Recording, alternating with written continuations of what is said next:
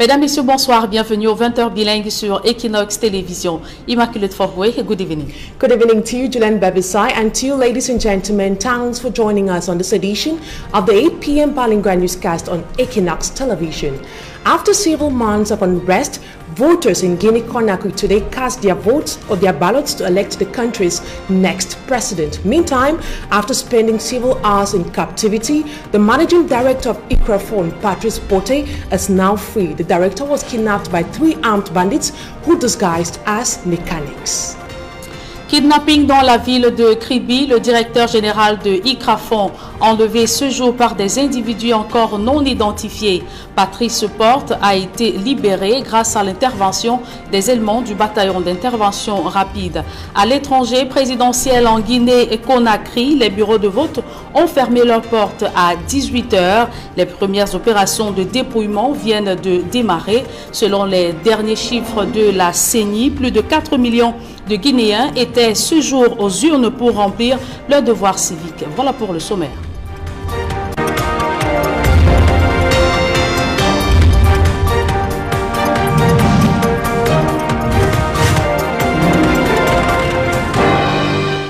Une fois de plus, bonsoir mesdames et messieurs, bienvenue au 20h bilingue sur Equinox Télévision. Mettons le cap à présent à l'étranger, présidentiel en Guinée-Conakry. Les opérations de dépouillement ont démarré après la fermeture des bureaux de vote à 18 h. Sur près de 5 millions d'électeurs attendus ce dimanche 18 octobre aux urnes, la CENI indique que près de 4,5 millions de Guinéens ont voté pour leur candidat au choix parmi les 12 en compétition, dont le chef de l'État sortant, Alpha Condé, et son principal adversaire, Cellou Dalein Diallo. Le compte rendu avec nos envoyés spéciaux Emmanuel Diop et Guizogo. 4,5 millions d'électeurs guinéens se sont rendus aux urnes ce 18 octobre 2020 pour élire leur président de la République pour les 5 prochaines années. À 10 h heure locale, l'affluence était relativement élevée dans la plupart des bureaux de vote de Conakry ainsi qu'à l'intérieur du pays selon les informations qui nous sont parvenues.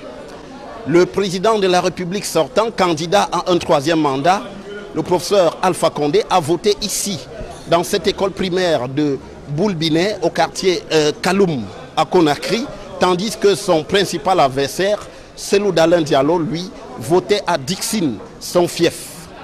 À l'issue de son vote, le président Alpha Condé s'est adressé à la presse. Mon souhait est que l'élection soit libre, démocratique et transparente, et que tout se passe dans la paix et la tranquillité. Nous allons faire en sorte de sécuriser tous les bureaux de vote. La Guinée ne peut pas se développer s'il n'y a pas la paix, la sécurité et l'unité. Donc nous appelons tous les candidats à éviter toute acte de violence. Nous souhaitons que le peuple de Guinée puisse s'exprimer librement son choix, sans aucune interférence, et que les observateurs jouent leur rôle, qui puissent être dans tous les bureaux de vote afin de contrôler que le vote s'est très bien passé. Outre la mission d'observation de la CEDEAO dépêchée ici, on note également la présence de nombreux autres observateurs électoraux qui se sont exprimés sur le déroulement du scrutin. Nous étions dans le bureau depuis 7h30 et depuis là, le flux se passait normalement. Les électeurs, selon le code électoral que nous avons, qui constitue notre bréviaire, votaient normalement et sans contrainte, et en toute indépendance et en toute discrétion. Les nouvelles qui nous parviennent un peu de l'intérieur, ce sont de très bonnes nouvelles parce que les gens sont sortis nombreux pour remplir leurs devoirs citoyens. Nous souhaitons simplement que ce vote se passe de manière transparente et dans la quiétude et sans violence. Nous avons constaté que un déploiement stratégique et sécuritaire a été fait, le respect des mesures sanitaires, tout a été planifié techniquement et que la population est en train de sortir massivement pour remplir leurs devoirs civiques. Je constate que la CENI a évolué dans le processus électoral. Ça veut dire qu'il y a une fluidité, il y a eu des bureaux de bulletins de vote qui étaient transparents, tous les candidats étaient visibles, l'encre était indélébile. Donc nous constatons qu'il y a eu un travail bien effectué durant ce temps de vote. Le principal enjeu de cette élection, marqué par quelques tensions à la fin de la campagne électorale, est celui de savoir si les Guinéens valident l'option d'un troisième mandat pour le président Alpha Condé. Troisième mandat qui avait donné lieu ces dernières semaines à de vives tensions, notamment après un référendum qui a modifié la Constitution. C'est donc dans ce contexte que ce scrutin se déroule sur l'ensemble du territoire guinéen, présenté aussi comme l'un des verrous pour la stabilité en Afrique de l'Ouest, notamment au Mali où la situation est des plus précaires. Depuis Conakry, pour Equinox Télévision, Emmanuel Diop, Gizogo.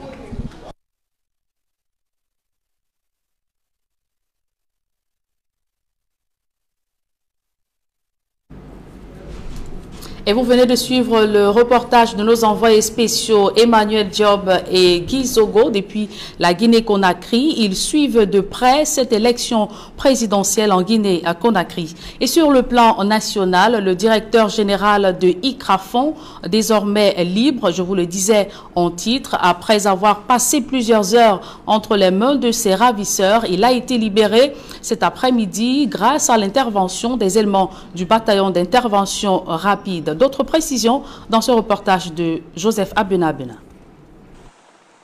C'est depuis la mi-journée, ce dimanche 18 octobre, qu'une onde d'insécurité traverse la cité balnéaire de Kribi.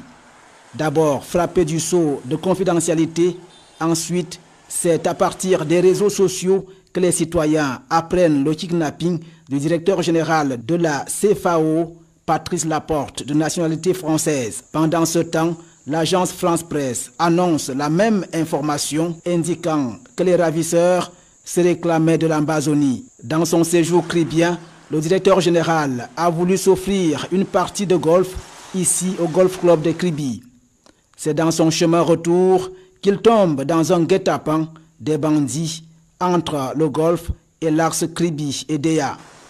Les ravisseurs, armes au poing, vont ligoter ses compagnons et fondre dans la forêt avec le directeur général, laissant le véhicule au beau milieu de la route. Ce sont les premiers citoyens passant par là qui découvrent les touristes en détresse. Les autorités locales sont alertées. Un premier contingent des forces de défense composé du bataillon d'intervention rapide engage la chasse aux bandits, mettant à contribution un hélicoptère qui patrouille dans l'espace aérien. Les bandits sont neutralisés et le directeur général libéré. L'opération aura duré quelques 2 heures de temps seulement. Les bandits sont ainsi, selon nos sources d'information, des repris de justice. Restons dans le chapitre consacré à l'insécurité, mais cette fois dans le département du Diamaré. Ce département est en proie au kidnapping, meurtre et vol à main armée. Plusieurs commerçants ont perdu la vie au cours de ces 3 derniers mois. La révélation a été faite au cours de la réunion du comité de coordination administrative et de maintien de l'ordre présidé par le préfet Jean-Marc Eko-Ambarka. D'autres précisions dans ce reportage d'Amadou Daïrou et Jean-Paul Chugnat. De juillet à ce mois d'octobre, les populations du département du Diamaré redoutent un tourbillon d'insécurité. Prise d'otages, agressions, meurtres, vols à main armée sont devenus leur lot quotidien. À 2 km de Bogola, ils sont venus nous trouver à la maison, ils ont pris l'argent, ils ont bombardé les physiques, boum boum partout, ils prennent et puis disparaissent, aucune trace, ni vie, ni connue. L'année dernière, on a perdu beaucoup de commerçants ici, ils ont tué beaucoup de commerçants à la maison. En pleine nuit comme ça, là, souvent 21h, souvent 23h. Dans cette spirale de violence perpétrée sur les populations, l'arrondissement de Doukoula donne le plus d'insomnie à l'autorité administrative.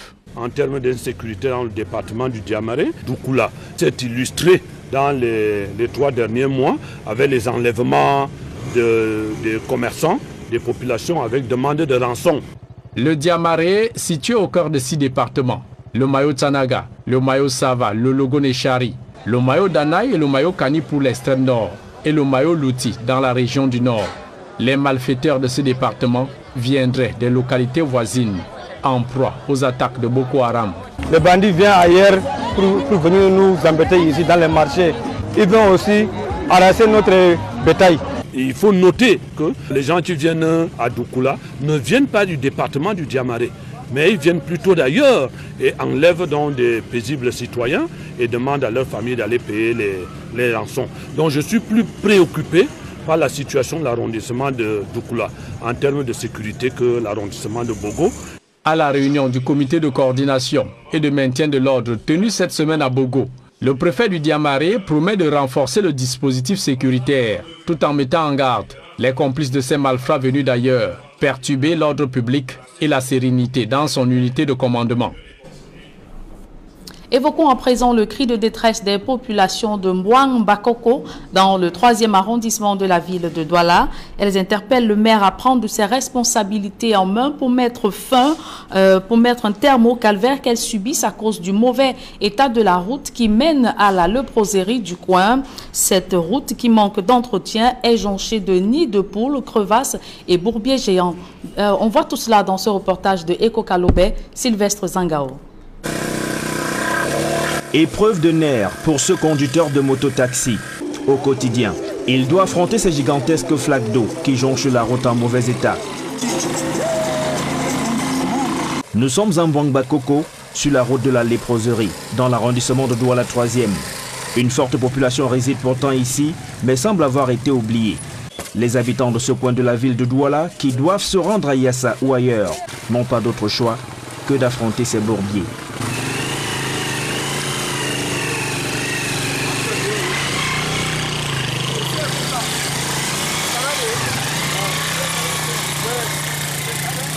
Regardez comment les maisons sont placées. Nous, on n'est pas au Cameroun. Les gens qui sont ici, c'est les rats. Venez nous arranger la route. Monsieur le maire de Douala 3e, vraiment, j'aimerais que vous jetiez un coup d'œil sur cette route parce que nous vivons un calvaire de ce côté-ci.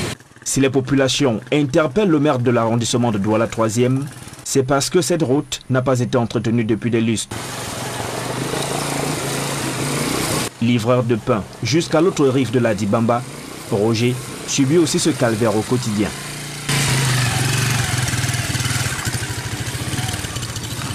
Pour le moment, c'est moi qui reste le seul livreur qui entre avec le produit là. Pas parce que j'ai trop besoin d'argent, mais pour satisfaire la population. C'est grâce à leurs pleurs. Ils pleurent tous les jours, ils m'appellent. Et je suis obligé de le faire. Mais la route vraiment est très très bizarre. Pour nous courons un très grand risque. Cette route en mauvais état échoue sur les berges du fleuve Dibamba, où se développe une forte activité de pêche. Seulement, les clients se font de plus en plus rares, préférant aller dans des quais plus accessibles aux grandes dames des pêcheurs. Un tas, c'est 12 000. Ouais, le pont du poisson, voilà, ça tête pointe.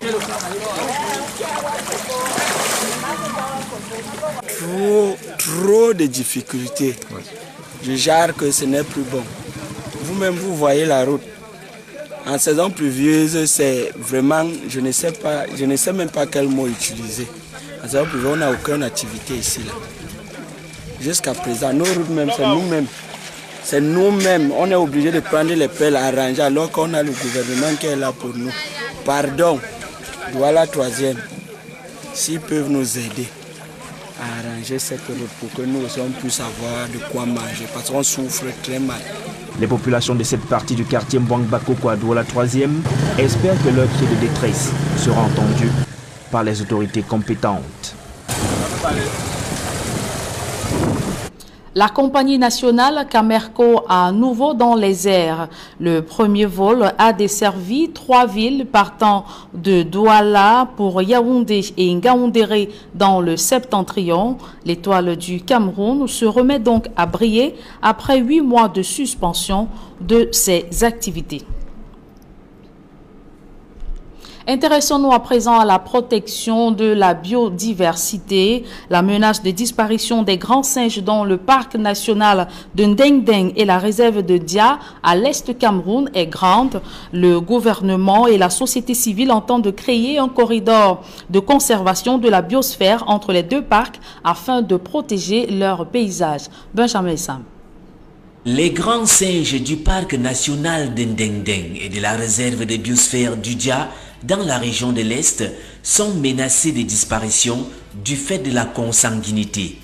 D'où le projet de création du corridor de conservation entre ces réserves afin de consolider la biodiversité. Si l'on peut identifier tout un corridor de migration des animaux entre la réserve de biosphère d'Udia et le parc national de Ndengdeng, ça va nous permettre d'isoler certaines parties de forêt qui jusqu'à présent sont soumises à des conflits hommes-faune, de dédommager certainement ou bien de prendre des initiatives pour responsabiliser les personnes qui seront affectées, et cela permettrait une très bonne gestion. Le projet qui s'étend sur une période de 15 ans connaît déjà des difficultés liées à la multiplicité des acteurs. Il y a les sociétés forestières, d'ailleurs ils vont voir ça comme une manière de les bloquer. Il y a les forêts communales et les forêts communautaires. Les maires et les responsables de ces forêts vont croire que est-ce que c'est une autre manière de l'État d'entrer et les réguler. Mais il y a bien sûr aussi les autochtones, il y a les indigènes, les chefs traditionnels.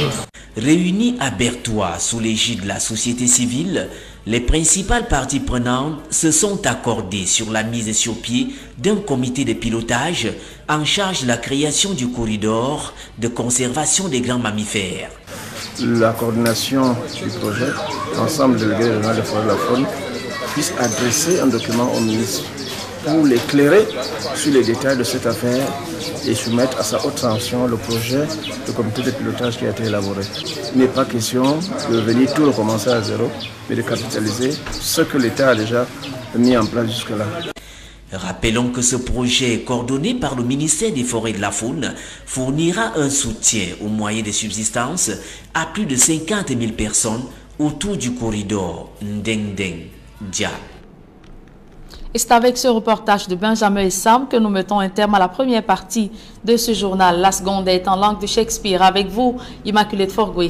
Good evening once again. Good evening once more to you, Julian Babisai, and to you, ladies and gentlemen. Thanks for staying with us for this other segment of the news in the English language. Persons living with disabilities in the conflict-hit northwest and southwest regions of Cameroon continue to face barriers that prevent them from enjoying their civil, political and social rights. They were speaking to a reporter in Bostella in the northwest region of Cameroon. It is 2 weeks into another academic year in Cameroon.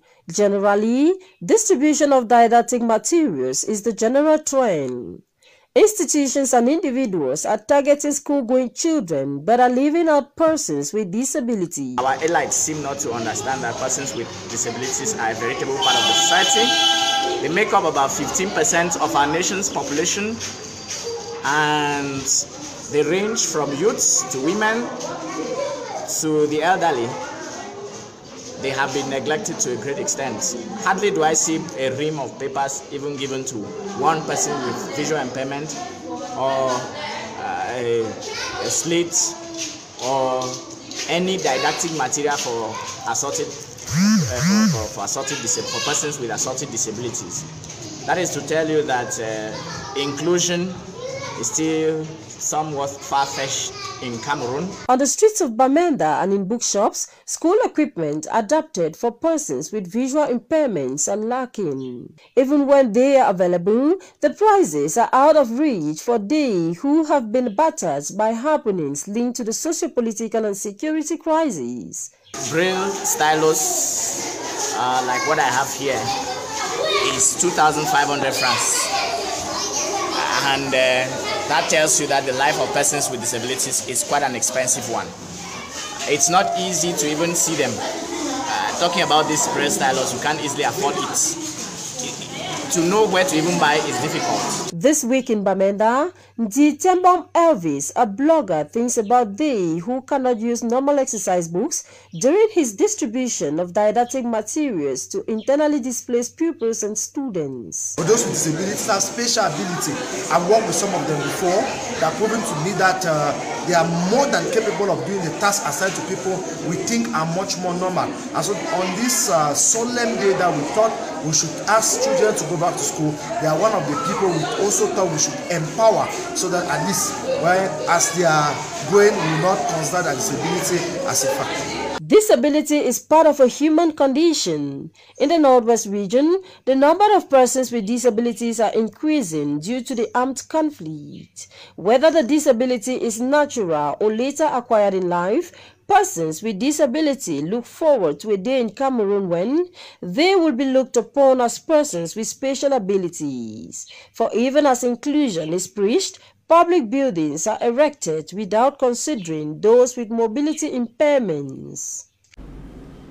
And still talking on education, some internally displaced children who fled the conflict-hit Northwest region and are now residing in Galim in the West region of Cameroon are yet to effectively kickstart the 2020-2021 academic year.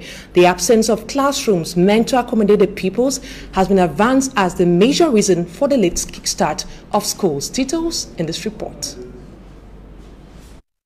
These internally displaced children residing in Galim in the Bambutos division, West region of Cameroon, after having been forced out of their homes and deprived of education due to the over 3 years armed conflict, are determined to continue with their education.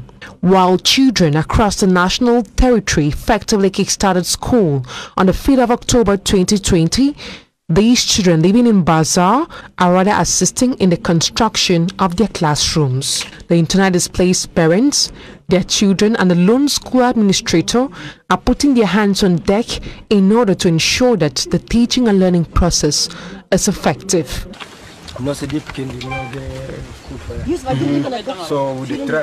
The children have not been schooling for several years. So when we arrived here, we told the mayor about our difficulties, and he promised building classrooms for us here in Bazaar. We are still waiting for him to react.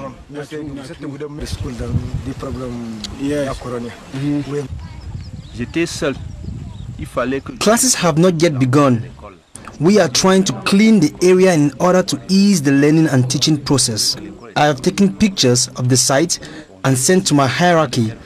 I am still expecting them to react.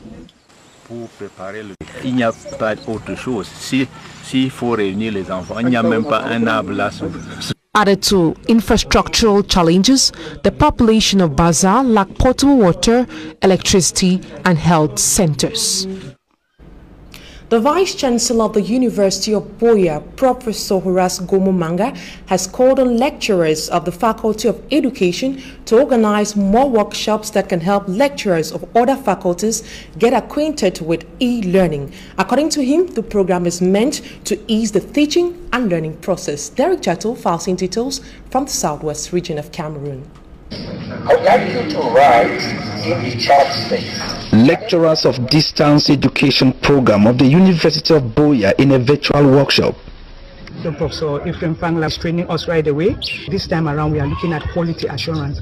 Quality assurance in terms of the content, in terms of the language, in terms of the graphic, in terms of maybe even the voice control. Professor Ephraim Fangla is in his South African office. And for 5 days, these lecturers have been exchanging with these South African-based distance education experts from Buea, Cameroon. Hi, Prof. This is Dr. Yaro sitting on. Yes. It's also enriching for me, and I think that after this, I will be a better distance education instructor. Chief Professor Agbo Bechem, Dean of the Faculty of Education here in the University of Buea, reviewed the 5 days input. Now, the Commonwealth of Learning has given us a second resource person who cannot come here in person, but will also make us know that we can learn by distance. We did a workshop by distance with him. For this past 5 days, we have tried to evaluate what we have been doing as distance learning for the past 12 years, since 2008, and see how we can moderate it and give quality assurance capacities to it, such that we can even see how to replicate what we have done so far. Closing the workshop, Professor Horace Ngomomanga, Vice-Chancellor of the University of Buea, while congratulating the Faculty of Education for being so flexible to be able to change with the changing times by blending distance learning with technology. Also called on the faculty to inject the pedagogic skills into lecturers of other faculties and schools of the University of Buea. The rest of us who don't belong to Faculty of Education are not trained teachers. So they are experts in education, and one of the challenges is how you transmit the skills you have to the learners. It's quite challenging, and these are the experts that study that area, come out with the challenges that those who are involved in this enterprise of knowledge transmission are involved, are the quality assurance norms that go with it. Certificates were awarded to these participants at the close of the workshop. Onto something else, some phone sellers at the Congo market have expressed their discontent with the government with over the 33% custom tax levied on mobile phones and tablets. The move, which shifts the burden of tax payment to phone users, has attracted widespread condemnation on social media. Take a listen to some reactions in this excerpt. Well, as concerns new tax that the government has imposed on telephones, it is not really easy. Customers are not still coming to the market. They are not even still coming at all. Why? Because normally when we buy our telephones, we order our telephones, we always pay taxes at the airport before the phones entering the country. But presently they say customers has to pay, and they are asking of 33%. So it's difficult, it's actually difficult. Customers come and even question us, does it mean that if I buy a phone for 30,000 francs, I have to pay 33% of that 30,000 francs to the government? How does that have to pass? As a seller and the tax that the government put on the phones, I don't think that for my own thinking, it's not nice, because what I'm seeing, even only from the day that they mentioned it, it's hard for us to sell. Always running, people are complaining that the tax that they are putting in the phone is not good. No, I'm not okay with the tax. We are not okay with the tax. The mass are not okay with the tax. Generally, not even us, because we are selling. Even the buyers, even the users, nobody's okay with the tax. It's abnormal. Because I've not noticed that in any other country. I don't know, maybe in Europe or America, but here in Africa, I've not noticed that. So we are not okay with the tax. Even the Maxis, because of that, we are not selling new phones anymore. Are you getting me? Then, because buyers, they prefer to buy second-hand phone now that they have already used. We selling new phones, we are not okay. And the tax is too much. It's too much. I'm sorry to say too much.